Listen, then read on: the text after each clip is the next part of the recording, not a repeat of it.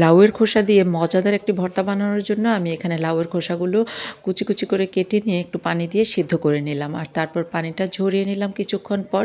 এখন আমি চুলায় একটা প্যান বসিয়ে দিলাম, আর তার মধ্যে দিয়ে দিলাম সরিষার তেল, দিয়ে দিলাম 2 টুকরো মাছ লবণ আর হলুদ মাখানো, আর তারপর কিছু পেঁয়াজ মোটা করে কাটা, আর তারপর দিয়ে দিলাম কতগুলো রসুনের কোয়া।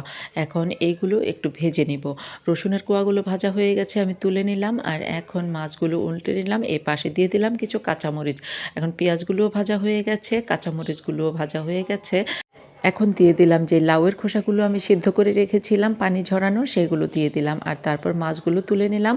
আর এক পাশে কিছু ধনেপাতা দিয়ে দিলাম, ধনেপাতাগুলো একটু নেড়েচেড়ে তুলে নিলাম। আর এখন লাউয়ের খোসা যেগুলো ছিল সেইগুলো একটু নেড়েচেড়ে নিলাম। আর এক পাশে এখন কিছু শুকনো মরিচ দিয়ে দিলাম, শুকনো মরিচগুলোও ভেজে তুলে নিলাম। আর কিছুক্ষণ পর লাউয়ের খোসাগুলোও ভেজে তুলে নিলাম।